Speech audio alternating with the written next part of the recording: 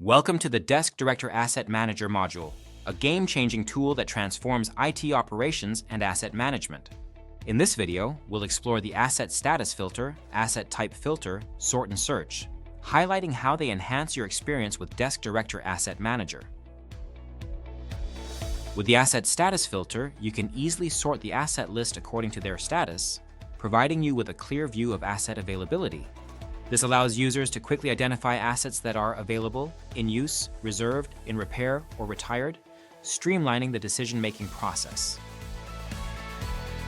The Asset Type Filter allows users to sort assets by type, such as desktop, phone, laptop, or audio equipment. This feature provides a quick overview of the total count for each asset type, helping users understand the distribution and prevalence of different asset categories. For sorting, you can organize the asset list based on key details such as asset tag, serial number, model, manufacturer, purchase order, and domain. Use the drop-down menu next to each category and click the adjacent icon to sort the list in ascending or descending order. The search functionality enables users to quickly find specific assets within the system by searching for asset tags, serial numbers, or models. Thank you for exploring the DeskDirector Asset Manager's Asset Status Filter, Asset Type Filter, Sort and Search with us. See you on our next video.